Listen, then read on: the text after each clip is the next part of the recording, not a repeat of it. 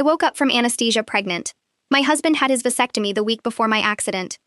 The first thing I understood was the smell, antiseptic and burnt coffee, and the second thing was the number on the monitor beside my head, climbing past 110 while a nurse's voice said, "She's tachycardic. Get Dr. Anand back in here." My mouth was dry as chalk. My hips were on fire from the surgical repair. Somewhere past the fog, Nate's hand found mine and squeezed too hard, and I heard him say the word pregnant like it belonged to a different sentence entirely, one that hadn't been written for us. I turned my head toward him, IV tape pulling at my skin, and tried to ask a question that wouldn't form. He looked like a man being told his house had burned down while he was standing inside it. "That's not possible," I finally managed, my voice a stranger's rasp. "You had the procedure." "A week ago. I watched you ice your own lap for 2 days." Dr. Priya Anand stepped into my line of sight, her expression the careful blank of someone about to say something that would not go back into the bottle once it was out. 11 days earlier, none of this had a shape yet. Nate and I had spent a decade building a life that finally felt finished in the good sense of the word. 2 kids, a mortgage we could actually afford, a marriage that had survived the brutal years of small children and come out the other side intact. Theo was 8 and obsessed with a card game I didn't understand. Aviva was 5 and slept diagonally across every bed in the house. We'd talked about a third for exactly one conversation, decided against it over a bottle of wine on the back porch, and 2 weeks later Nate scheduled the vasectomy without me having to ask twice. He came home from the outpatient clinic sore and smug, joking that he'd bought us both a lifetime of not thinking about it again. I remember laughing so hard I had to sit down. I remember thinking we had solved something. I had no idea that 3 weeks before that, on an ordinary Thursday afternoon, I'd been lying on a different table in a different building, unconscious under a different set of hands, and that the real story of this pregnancy had already started without either of us noticing. The knee had been my own fault, or at least that's how I told it. A bad landing off a boulder on a hiking trail with Theo, a pop I felt in my chest before I felt it in my leg. The orthopedist wanted an arthroscopy, nothing dramatic, an outpatient procedure at a surgical center called Meridian same day, 40 minutes under twilight sedation, and I'd be home by lunch with a bag of frozen peas and a prescription for pain I never filled. I remember the pre-op nurse joking that I'd forget the whole thing by dinner. I remember a man's voice introducing himself as my anesthesia provider, calm and practiced, the kind of voice designed to be forgotten. I remember counting backward from 10 and getting to 7. What I don't remember is the 90 minutes after that, because sedation doesn't just take away pain, it takes away witnesses, and I had been my only one in that room and I hadn't been present for any of it. I woke up that day with a soreness that didn't match a knee scope, a tenderness low in my abdomen I chalked up to the position they'd had me in, and a bruise on my inner arm I didn't remember earning. I mentioned it to no one because there was nothing to mention, just a vague wrongness, the kind you talk yourself out of because the alternative is unthinkable. There was a missing $11 from my wallet that I assumed I'd spent on parking. There was a receipt from a coffee shop 2 blocks from the clinic, time-stamped for a window when I was supposedly still in recovery, that I found crumpled in my jacket pocket a week later and threw away without looking at it twice. Small things. The kind of things a woman is trained her whole life to explain away rather than examine, because examining them means admitting a body can be used without its owner's knowledge, and that thought doesn't fit anywhere comfortable. The accident that put me under a second time happened on a wet Sunday evening, a box truck running a red light and taking the front quarter panel off my car at 40 miles an hour, and it should have killed me. Instead, it broke my pelvis in 2 places and tore something inside that needed a surgeon's hands before midnight. Dr. Anand met Nate in the hallway outside the OR doors and told him, with the flat efficiency of someone who has delivered 1,000 hard sentences, that preoperative blood work required for anesthesia had returned a positive pregnancy test, and that given my age and the trauma, they needed his consent to proceed with modified protocols. Nate told her there had to be a mistake. He told her about the vasectomy, the ice packs, the follow-up appointment already on the calendar. She told him, gently, that a vasectomy doesn't render a man sterile the same day it's performed, that residual sperm can remain viable for weeks, that the clinic he'd used should have told him to use protection until a clearance test confirmed a 0 count. It was, for about 6 hours, almost a relief, almost a story with a happy, if awkward, ending. The relief lasted until the OB he referred us to, a soft-spoken woman named Dr. Farida Solomon, ordered a cell-free fetal DNA test at 9 weeks and sat us down 11 days later with results that made the room go very quiet. The report excluded Nate as the biological father with a certainty north of 99.9%. Not unlikely, not complicated by timing. Excluded, in the flat clinical language of a laboratory that had no idea it was detonating a marriage. Nate read the paper twice, his jaw working, and when he looked up at me, his eyes had the same doubt in them that I would come to recognize over the following months as the default expression of everyone who heard this story for the first time. "There hasn't been anyone else," I said, and heard how thin it sounded even as I said it, because saying "I don't know how this happened" is the sentence of either a liar or a victim, and there is no tone of voice that proves which one you are. We went back through the calendar together at the kitchen table that night, dates circled in a color Nate chose because he said he needed to see it in ink to believe it. 9 weeks of gestation put conception roughly at the tail end of the week I'd had the knee surgery, a window when I could count on one hand the number of times I'd left the house without him, and every single one of those times was accounted for except a single Thursday afternoon spent unconscious on a table at Meridian Same-Day Surgical Center. I said the word out loud for the first time that night, tentative, testing its weight. Someone had done something to me while I was under. Nate's face didn't soften the way I needed it to. He asked, quietly, whether I was sure I'd actually been alone in recovery the whole time, whether maybe I just didn't remember something that had been consensual and confused, and I understood in that moment that even the people who love you best can be talked, by their own fear, into doubting the thing you know in your body to be true. I called Meridian same day the next morning and asked for my complete chart from that day, every note, every staff name, every timestamp. The woman on the phone told me medical records requests typically took 30 business days to process. I asked her to expedite it given the circumstances, and she said, without a trace of irony, that she understood my frustration. I hung up and sat on the bathroom floor with my knees against my chest and cried in the specific, useless way you cry when a system designed to help you has just told you, politely, that your emergency is not on its schedule. That night I dreamed, for the first time in weeks, of a ceiling tile with a water stain shaped like a leaf, and a man's voice saying, almost done, and I woke up with my heart slamming, and no memory of anything else, and I understood that some part of me had, in fact, been there the whole time.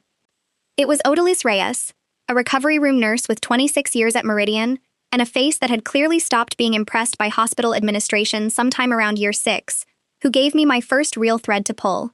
She'd been off the day I went in for the knee, but she remembered the anesthesia tech assigned to my recovery bay because he'd swapped shifts to take it, which wasn't typical for him. His name was Dennis Farrow, a certified nurse anesthetist who'd worked at the clinic for 11 years and had, in Odalys's careful phrasing, a reputation for liking the quiet shifts. She told me, glancing twice at the door before she said it, that another nurse had once mentioned finding a patient's gown disturbed after one of his solo recovery checks, years back, and that nothing had ever come of it because the patient hadn't remembered enough to make a complaint stick. It wasn't proof, it was a name, and a feeling, and for the first time since the DNA results, a feeling that made sense of the wrongness I'd been carrying since that Thursday.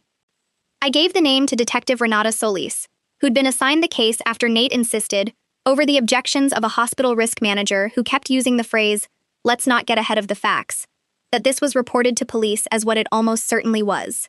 Solis worked it with her partner, Detective Omar Delgado, and the first thing they hit was exactly what I'd hit.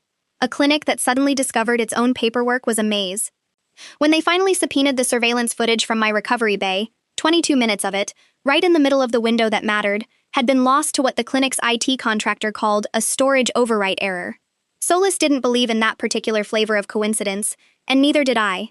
She brought in a forensic records analyst named Devin Elick, who spent 3 weeks pulling access logs and found that Farrow had badged into the recovery area alone, without a corresponding chart note, for a stretch of time that lined up almost exactly with the missing footage, and that the electronic charting system showed a vitals check logged 4 minutes after he'd badged out, meaning someone had gone back and adjusted a timestamp after the fact. For a week, that felt like enough. It wasn't. The district attorney's office assigned a prosecutor named Colin Massey, who was sympathetic and honest with me in a way I came to respect even when I hated what he said. Circumstantial timeline evidence, a missing camera window, and an altered log entry would get us a warrant, not a conviction. We needed Farrow's DNA to compare against the fetus, and short of a confession, that meant either he volunteered it or a judge found enough probable cause to compel it. Griffin Ashworth, Meridian's vice president of risk management, showed up to a meeting I hadn't agreed to with a folder in his hands and a number inside it. $340,000, paid within 30 days, in exchange for my signature on a document that would make the entire matter, in his words, resolve privately, with dignity, for everyone involved. I sat with that folder open on my lap for 11 minutes, while Nate stood by the window with his back to me, and I got as far as picking up the pen before the image of Odalise's face, careful and afraid, stopped my hand. I tore the settlement letter into 4 pieces on the table in front of Ashworth and told him dignity wasn't something you could buy back for someone else's silence. 2 nights after that meeting, a car I didn't recognize sat idling across the street from our house for 45 minutes with its lights off and left the moment I stepped onto the porch to look at it. Flowers arrived at the hospital where I'd gone for a follow-up scan. No card, no return address, the kind of gesture that could mean nothing and felt like it meant everything. Solis logged both incidents without being able to connect them to anyone, and told me plainly that this was the part of the job she hated most, the part where she believed me completely and still couldn't hand me anything but a case number. What broke the case open wasn't the footage or the flowers. It was a licensed practical nurse named Beatrice Lund, who'd left Meridian 2 years earlier and read about the investigation in a local paper, and who called Solis's office to say she'd filed an internal complaint against Farrow back then, after a patient told her, groggy and frightened, that she thought something had happened during her recovery, a complaint that Human Resources had closed within a week, citing insufficient evidence, without ever notifying the police. Beatrice's old complaint gave Massey his probable cause. A judge signed the warrant on a Friday morning, and Farrow's cheek swab went to the lab of Dr. Yusuf Bakr, a forensic geneticist who'd testified in enough paternity and assault cases that Massey trusted his numbers the way most people trust a bridge they've crossed 100 times. The results took 9 days that felt like 9 months. When they came back, they didn't say likely, and they didn't say consistent with. They put Farrow's DNA profile as the biological father of the child I was carrying at a probability so overwhelming that Bakr's report used the word conclusive without a single qualifier around it. Detectives arrested Farrow at his home 2 days later. He said nothing beyond his lawyer's name. I remember standing in my kitchen when Solis called with the news, my hand pressed flat against the counter to keep myself upright, and feeling something that wasn't relief exactly, more like the specific, dizzy stillness of a storm finally making landfall after circling for weeks. The trial started in early spring, when I was 6 months along and visibly, undeniably pregnant in a courtroom that made no effort to look away from that fact. Farrow's attorney, a sharp and unbothered woman named Adrienne Kessler, built her entire defense on the 22 missing minutes of footage, arguing they proved nothing but a technical malfunction, and on the altered timestamp, which she called a clerical correction rather than evidence of concealment. She never offered an alternate explanation for how her client's DNA had ended up inside a sedated stranger's body, because there wasn't one, and I watched the jury notice that absence the same way I had. Massey called Odalise, who described the shift swap and the years-old rumor she'd been too afraid to formalize into a complaint of her own. He called Beatrice Lund, who described watching Human Resources close a case in 6 days that should have taken 6 months, and whose testimony made 2 jurors visibly angry in a way I will be grateful for as long as I live. He called Dr. Bakr, whose numbers Kessler could poke at but never actually dent. I took the stand on the 4th day, one hand resting on the shelf of my own belly, and told a jury of 12 strangers about a Thursday afternoon I couldn't remember and a lifetime I'd have to spend not remembering it. About counting backward from 10 and getting to 7. About waking up sore in a way a knee scope doesn't explain. Kessler's cross-examination tried to make my missing memory into a liability, asking whether it was possible I'd consented to something I simply couldn't recall now, and Massey's objection landed before I even had to answer, because Judge Miriam Okonjo had heard enough by then to cut that line off at the root. Farrow never testified.